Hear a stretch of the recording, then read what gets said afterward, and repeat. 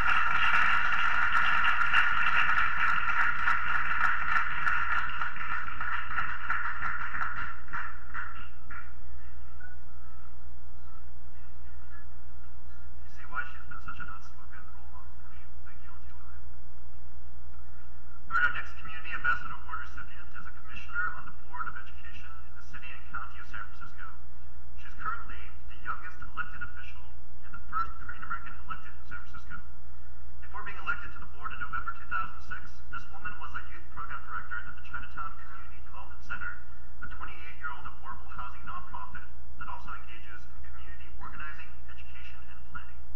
For 6 years, she worked with over 200 San Francisco high school students, developing youth leadership, advocacy, and civic engagement through youth-initiated community service projects. I actually went to college with this person, and even back then she had built up a reputation for being a passionate advocate for the AP community and for her wholehearted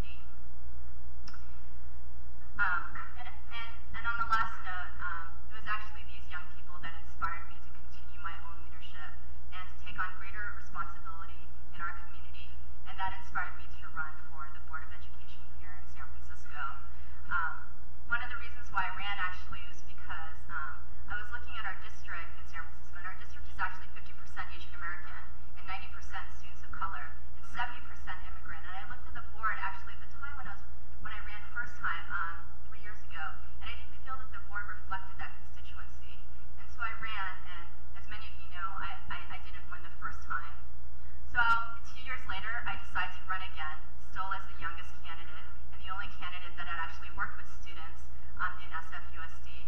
And people had still told me, you know, maybe you'll come in third place.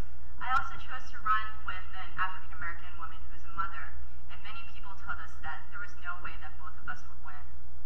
We were told that many times, and we were actually told to maybe not even work together because we would actually be hurting each other by running in partnership. But and I have to admit that we were tempted at times not to, because it was very difficult. We were trying to get the same endorsements. We were going after the same money, and there were times that there was tensions between the two of us, but we stuck through it, and we ended up both winning. And and that was also another huge lesson for me. And now we have a board that is progressive, that is majority people of color, and that I feel that is going to be representing our communities. So thank you very much again tonight. I also want to thank the organizers of this conference and Brian Wang for bringing us all together. Lillian Singh talked about remembering your true north, and I think it's also important to surround yourself with people who reflect your true north as well, because sometimes it's hard to stand on your own, and that's the importance of conferences such as these, to meet other people that reflect your true north. So go out and meet more people that you don't know here. This is an incredible opportunity. Thank you very much.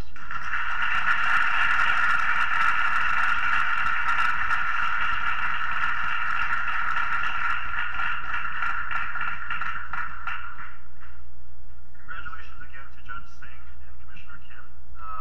I'll be back after dessert to introduce our final recipients.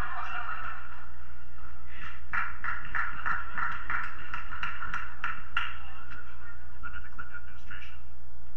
As Secretary of Transportation, this man made safety a national priority and was widely credited as a person who protected our airspace during the 9/11 crisis. He oversaw the Coast Guard's response to 9/11, and he helped create the Transportation Security Administration, which is charged with protecting the safety of our citizens as they travel across the world. The child of immigrants of Japanese ancestry, he experienced firsthand the dangers of prejudice in the World War II Japanese internment camps, and he emerged with a deep-seated sense of justice, fairness, and service of community above self.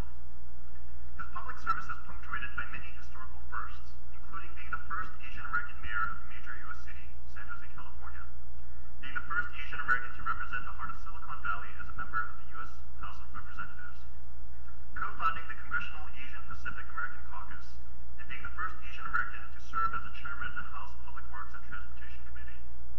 His accomplishments and honors spanning more than 5 decades are too numerous to do justice in a short introduction, but one of his proudest accomplishments is passing the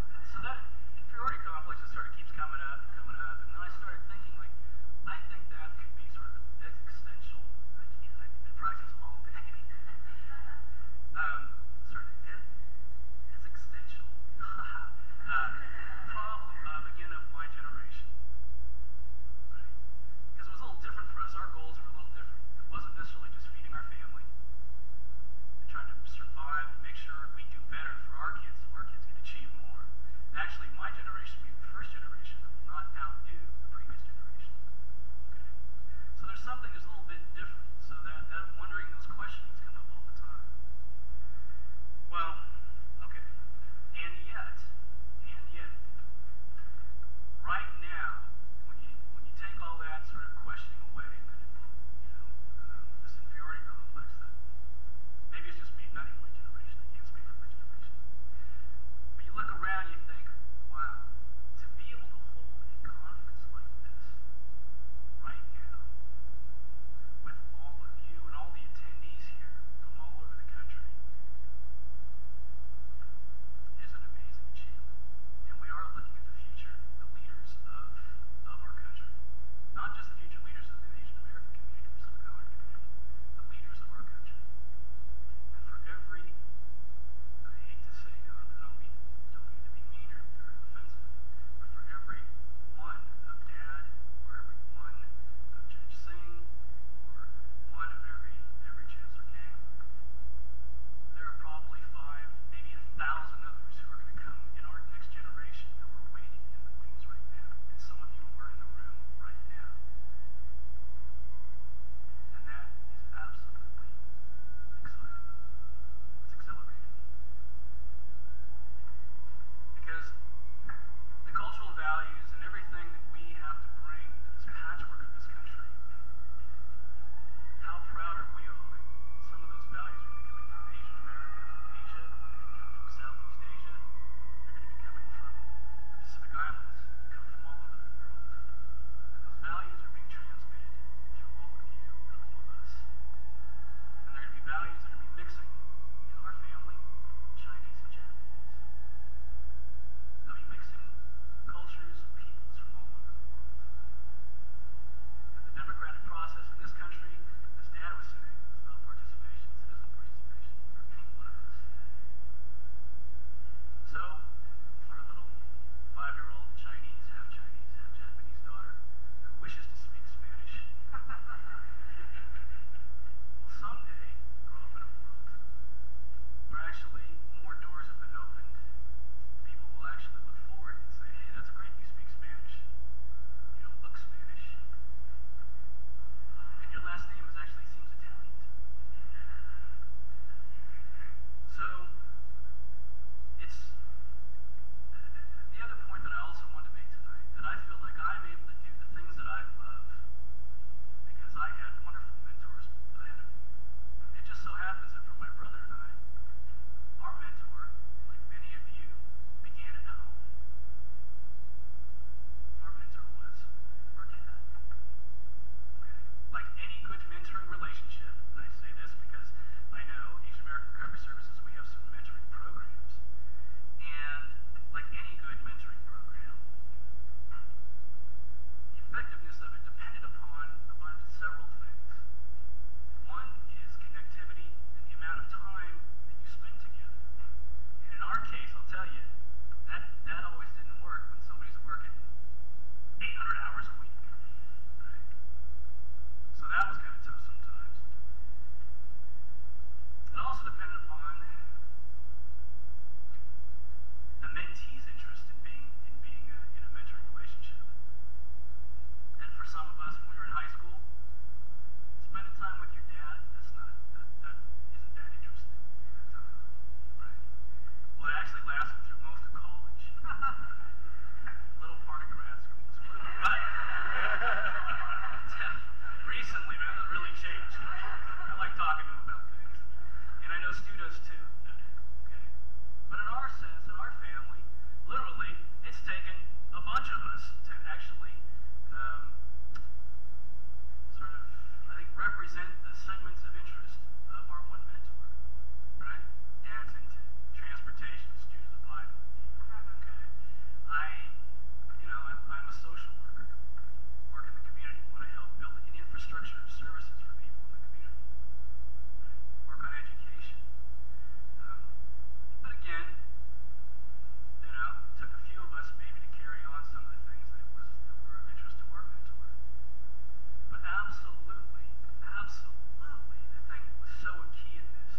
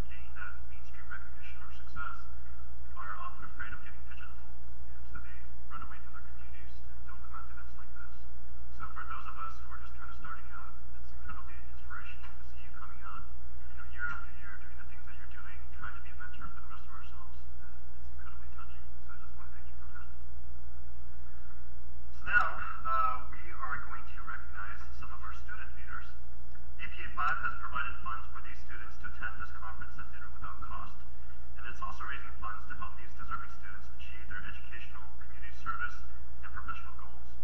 Please welcome APA 5 Scholarship Chair, Janice Lee.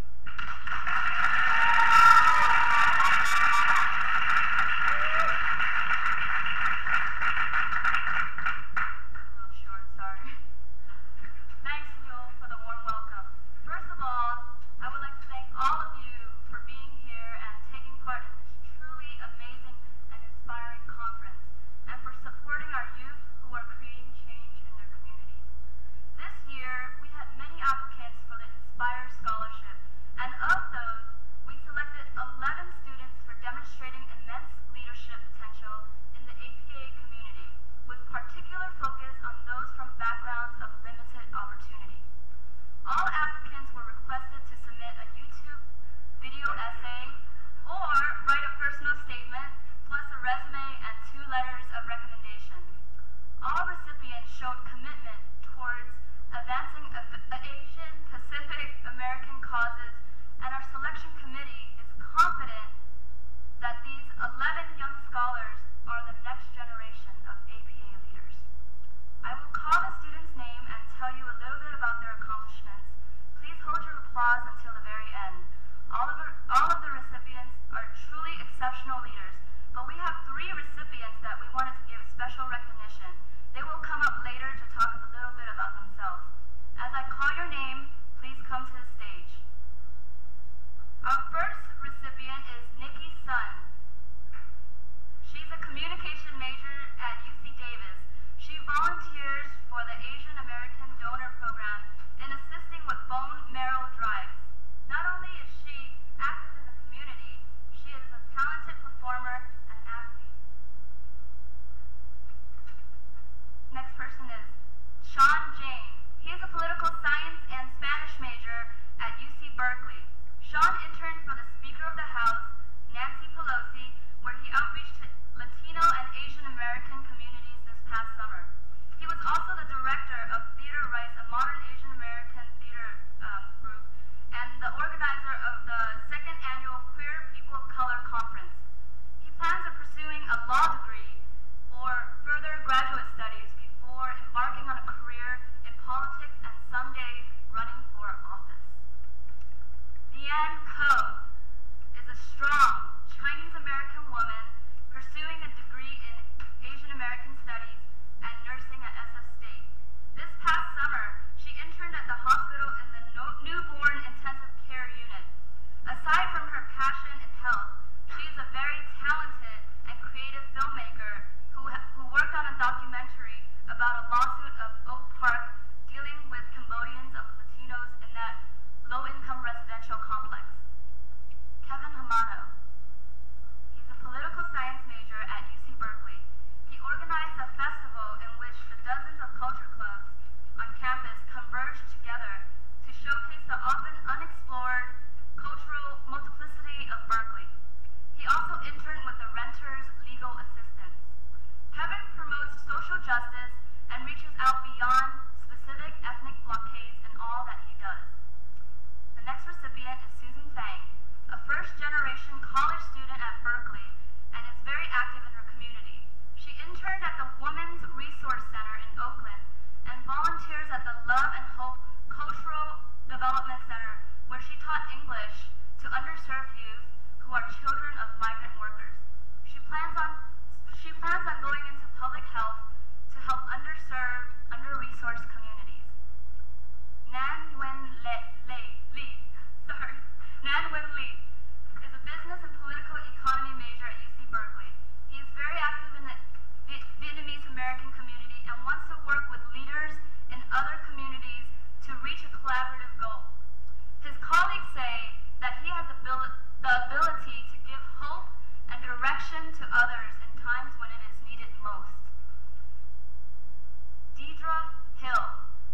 She majors in communications at the University of San Francisco with plans to attend San Francisco State's master's program in education with an emphasis in equity and social justice.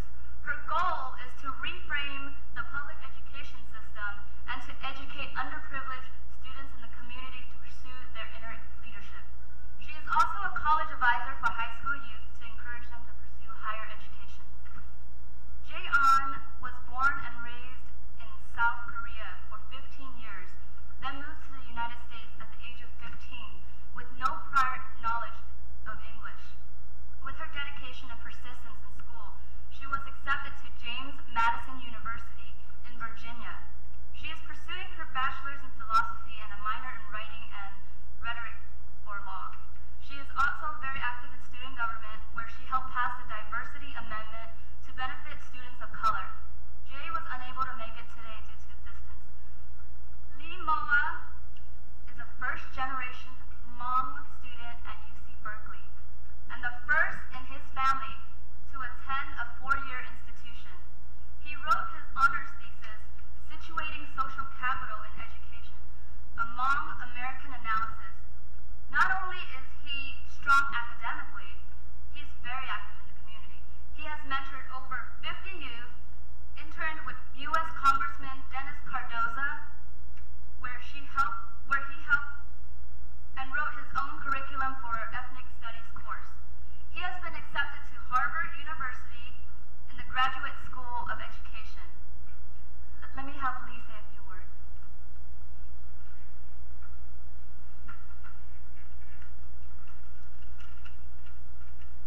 So, good evening, everyone. My name is Lee Moa. I'm honored to be here amongst such exceptional leaders, scholars, and activists. And I'm very, very honored because the Hmong community isn't recognized as much in the Asian American community. So to be here is a true, true honor. Just to tell you guys a little bit about myself, I was born and raised in Merced, California. And so there's not a lot of students from Merced that actually goes to a four-year institution. So being here, I feel very, very fortunate. Some of the activities I participated in while at Berkeley was I worked in UCOP, which is the University of California Office of the President in the Academic Advancement Department. And what we do there is we do three programs. The first is the UC Postdoctoral Fellowship Program, which encourages PhD students to pursue more research in the UC system and with the hopes of them eventually transitioning to be UC professors. The second project that we do is the UC Recruitment and Retention Report, in which I wrote and it was published and was circulated throughout the UC system. And it emphasized on looking at the statistics and the incentives used to recruit UC professors into, professors into the UC system, in particular minority professors. So that was an encouragement to see so many minorities getting those high positions in the four-year institution, especially in the UC system. And then the third program that I worked with is the Graduate Diversity Leadership Program, or not, actually it's the Graduate Diversity Forum, in which we encourage undergraduates to go to graduate school, especially for minorities, underrepresented minorities, Asian communities, etc. So I'm very, very happy to be here, and I apologize for making this so short as there are other recipients also, but thank you very much for this honor.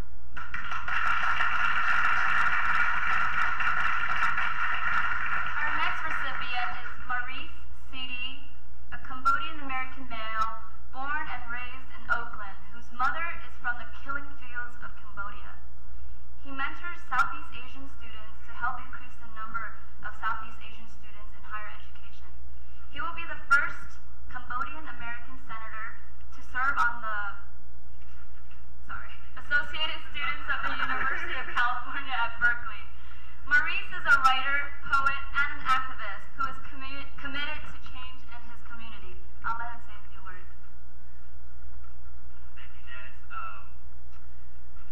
It is, as Lee had said earlier, it's an honor and a privilege to be here before you all. Again, my name is Maurice Sidi. Please bear with me. I was just notified by Janice today that I'd be speaking.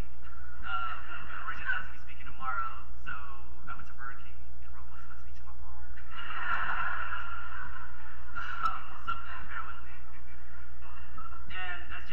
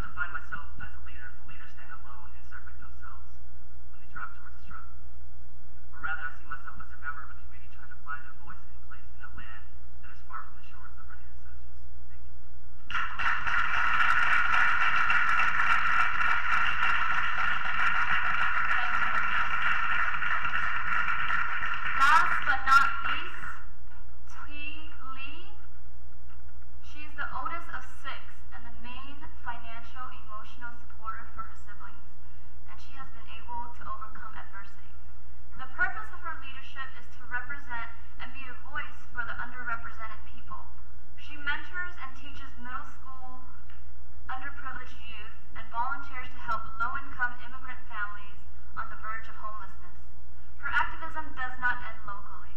She went to New Orleans during Katrina to help rebuild homes and provide emotional support. She plans on pursuing her teaching credential and creating her own nonprofit to help children, and eventually run for city council. And Twee, last word. Thank you. I can't beat that speech, but I'll try. Good evening, everyone. My name is Twee. I am a senior at San Jose State University, and I'm majoring in sociology with concentration in community change. I am a youth facilitator at the YWCA New Options program, working with underprivileged youth in Eastside San Jose. I volunteer for the Sunday Friends organization, which provides a working alternative to charity for low-income families. After completing a poly, a summer leadership academy, I came to understand that it is our obligation to unite in solidarity with other Asian Americans and other ethnic groups to empower the next generation.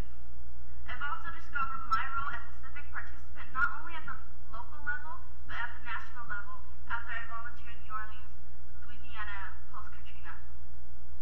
I've dedicated my life into helping people. I know in my mind and in my heart I will make a difference. My greatest achievement would be making a difference in thousands of people's lives. I want to learn from the current community leaders on how to become a better leader for society. I want to be inspired by the Asian American leaders, so in turn I can inspire the future leaders. So on behalf of the whole group, I want to thank APA 5's organization for allowing us to be part of this conference. Thank you.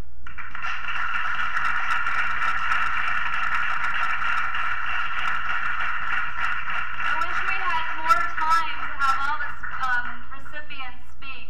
However, if you guys see them around, please say hello and learn a little bit more about them. And yeah. So thank you, Lee, Maurice, and Twee for those inspiring words, and all the scholarship recipients. They are our future leaders who will make a huge impact on the world. So let's give a hand to our inaugural 2007 Inspire Leaders.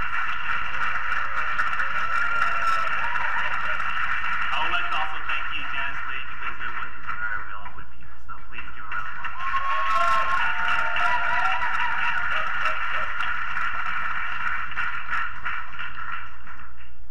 Also, it's Leanne's birthday today, and she decided to spend it with us. So let's all try to sing her happy birthday. Happy birthday to you. Happy birthday, dear Leanne. Happy birthday to you.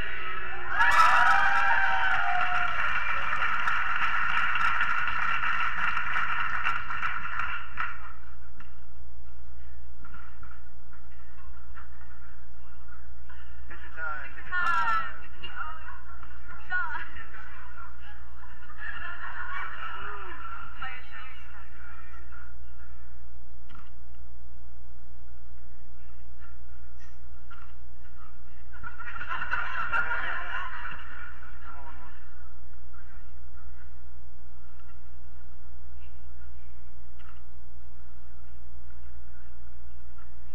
Thank you.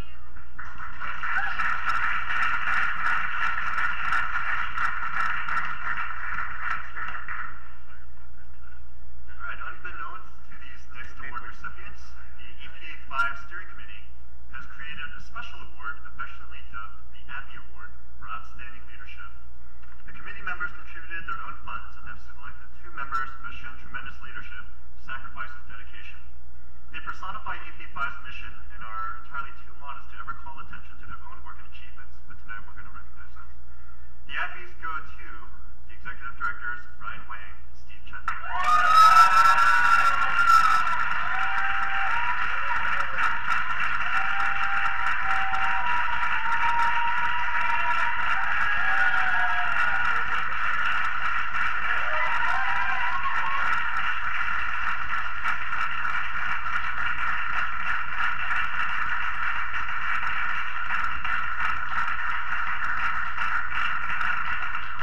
Brian, do you want me to keep stalling while you think of something to say?